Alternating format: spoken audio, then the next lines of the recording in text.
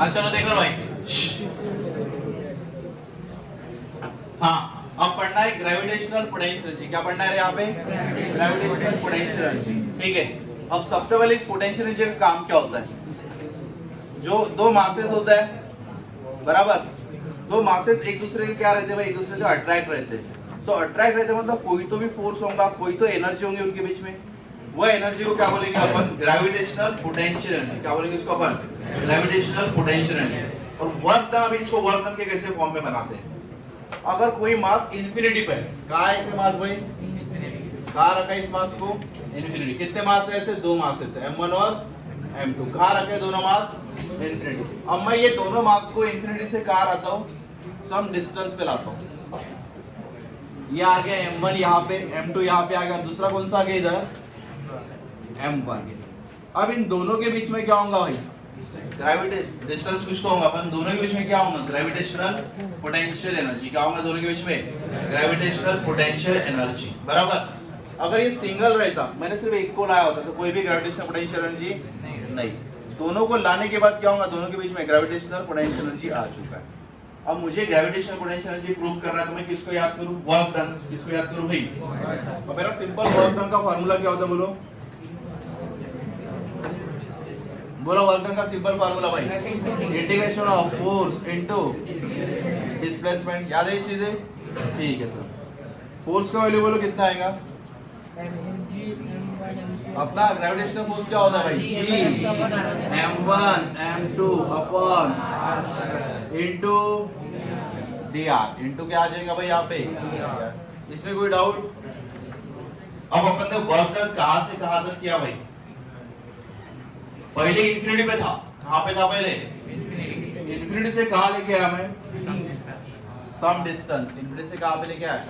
Some distance पे लेके आया, बराबर। तो मैंने लिमिट कहां से ला?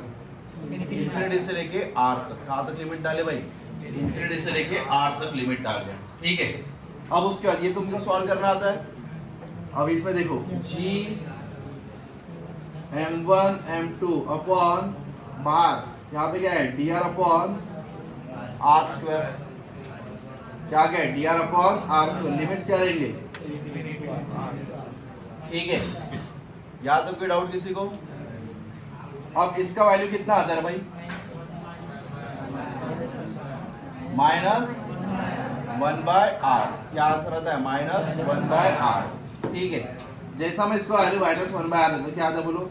-g m1 m2 upon r। ये जमा कर तुम्हारा वैल्यू कैसे? Integration of dr upon r square क्या होता है? -1/r। क्या होता है वैल्यू?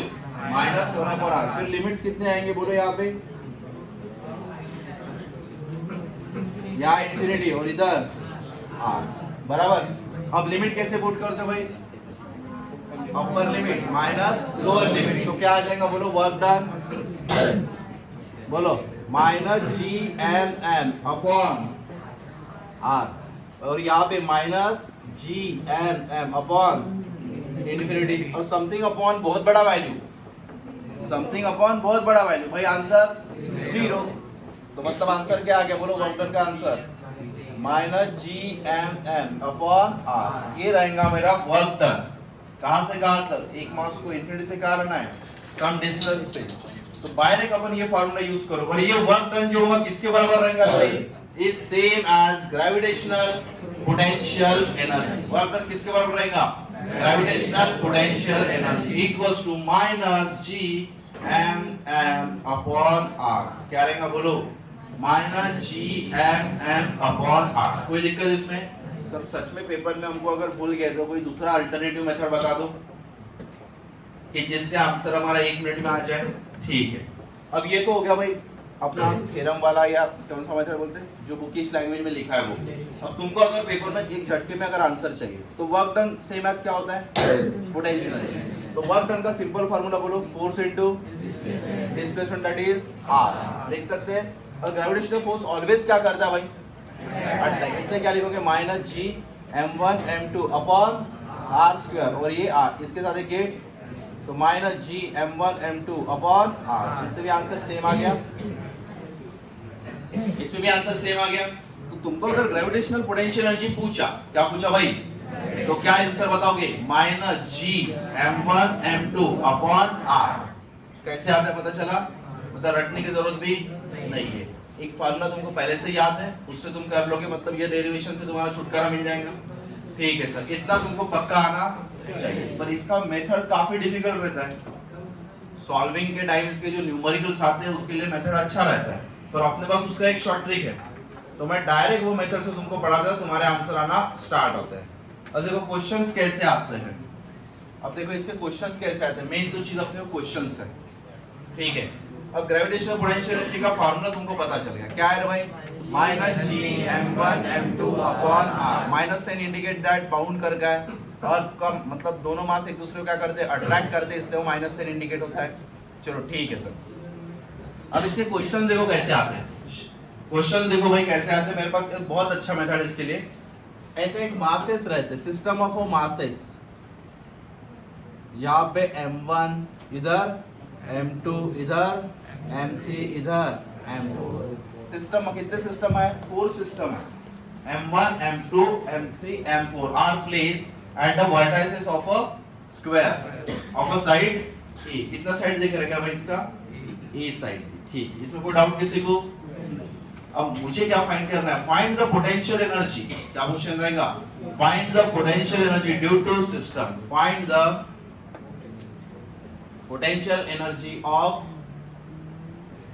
सिस्टम। क्या है भाई, potential energy of a system, बस ऐसा सवाल रहेगा, बस हो। सिस्टम मतलब चारों मास आ गए भाई।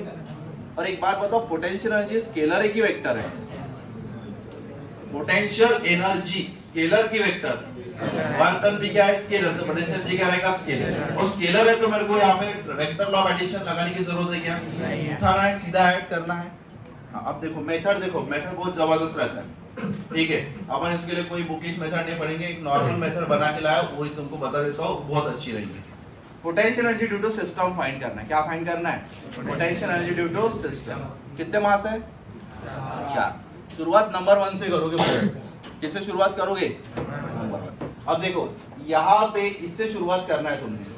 ठीक है, इसके वजह से पोटेंशियल एनर्जी यहाँ आएगा, इसके वजह से पोटेंशियल एनर्जी यहाँ, इसके वजह से पोटेंशियल एनर्जी, देखो पोटेंशियल एनर्जी 1 ड्यू टू 2, फिर दूसरा पोटेंशियल एनर्जी 1 ड्यू टू 3, फिर पोटेंशियल एनर्जी 1 ड्यू टू 4, हो गया, ये आ गया potential energy due to m1 mass. अब इसको क्या करना, हाथ भी नहीं लगाना भाई, इसको क्या करना, कैंसल, क्या कर देना इसको अभी देखना था नहीं। अभी कौन सा बचा भाई, m2, इसके वजह से इधर जाना है, ये कैंसिल हो गया, इसकी वजह से किधर m3, इसकी वजह से किधर, इसको फिर क्या करोगे कैंसिल, फिर कौन सा बचा, इसकी वजह से कौन सा भाई m4, बाकी कुछ बचा ये कैंसिल, फिर अकेले के साथ पोटेंशियल एनर्जी डायरेक्ट 0। देखो मैंने बोला था अकेला है तो पोटेंशियल एनर्जी 0, पहले एक को लाया था ना मैंने, तो समझेगा मेथड। अब मुझे कितनी पोटेंशियल एनर्जी फाइंड करना पड़ेगा, 4 के लिए 3, 4 के लिए कितनी 3, तो सबसे पहले फाइंड करूंगा पोटेंशियल एनर्जी 1, तो 1 मतलब इसकी वजह से, बताओ इसकी वजह से पहले इधर क्या है मेरा फार्मूला बोलो, G m1 m2 upon distance that is r, मतलब किसके बराबर है, a का स्क्वायर नहीं भाई। हाँ, अब माइनस साइन यहाँ पे आ जाएगा। अब एक काम करता, सभी को माइनस मिलने वाला है ना, तो माइनस क्या निकाल देता हूँ मैं, कॉमन निकाल के रख देता। ठीक है, अब इसके वजह से इधर हो चुका, अभी इसके वजह से किधर इधर, तो क्या आएगा बोलो, माइनस क्या आएगा, पर माइनस बाहर, तो क्या आएगा प्लस G, बोलो भाई m1 m3 अपॉन ए वाले कोने में ये डिस्टेंस कितना होता है, उसका स्क्वायर तो नहीं, तो क्या आएगा √2a, खत्म। फिर इसके वजह से कौन रहा भाई ये, तो क्या आएगा बोलो G m1 m4 upon a, ये आ गया तुम्हारा पहला पोटेंशियल। इसमें कोई डाउट। फिर इसको क्या करना, इसको क्या करना भाई कैंसल, हाथ भी लगाना नहीं, देखना था नहीं, भाव नहीं देना। फिर कौन सा लेना भाई m2, तो इसका नाम क्या रहेगा पोटेंशियल एनर्जी 2, बोलो क्या आएगा माइनस, वही सेम बोलो, इसकी वजह से इधर क्या आएगा G m2 m3 upon a plus, बोलो भाई G m2 m4 upon a cancel cancel cancel. अब क्या बचा भाई m3, जिसका नाम क्या रहेगा पोटेंशियल एनर्जी, बोलो माइनस g m3 हो गया।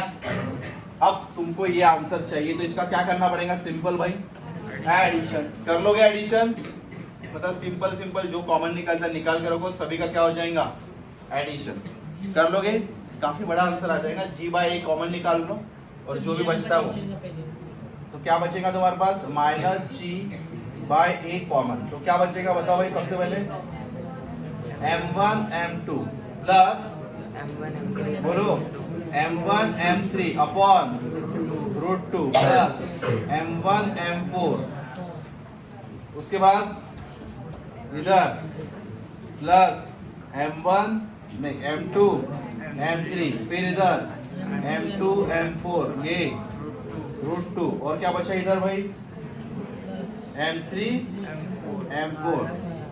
जम गया, ये तुम्हारा आंसर आ जाएगा। एक कर लोगे इसको सॉल्व, जम जाएगा। चलो लो भाई मेथड जमा करें कि और एक बार और एक बार दूसरा ट्राई, दूसरा क्वेश्चन से ऐसा ऐसा टेढ़ा नहीं करना भाई, ऐसा अभी दिख नहीं रहा करे।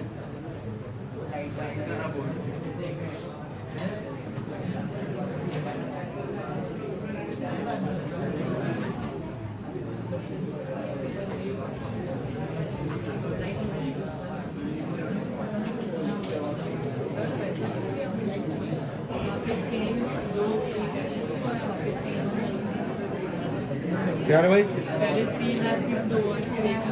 वैसे आएंगे ना, उससे कुछ फर्क नहीं पड़ता। हाँ और एक बार लेते हैं दूसरा क्वेश्चन। देखो ये ट्रायंगल है, ये क्या है भाई ट्रायंगल। सब लोग इधर देखो, यहाँ पे मास है m1, इधर है m2, इधर है m3, ये डिस्टेंस दिया a, ठीक है। और सवाल में पूछा है find the gravitational potential energy due to system. क्या पूछा सवाल में, find the gravitational potential energy due to system. तो कैसे करोगे भाई, सबसे पहले इसको सॉल्व करना पड़ेगा। कैसे, पोटेंशियल एनर्जी ड्यू टू 1 तो क्या आएगा बोलो, पहले इसके साथ ये और इसके साथ ये, तो क्या आएगा minus g m1 m3 upon a, इसके साथ ये क्या आएगा plus g m1 m2 upon a। इसमें कोई डाउट? अब इसको क्या करना है, क्या बचा भाई तो पोटेंशियल एनर्जी 2 क्या आएगा minus g m3 m2 upon a। अब तीनों का सिंपली क्या करोगे, माइनस बाहर निकाल के ऐड कर लोगे, जम जाएंगे के लिए क्वेश्चन। फट से छाप लो, इसके डिफरेंट क्वेश्चन देता हूं।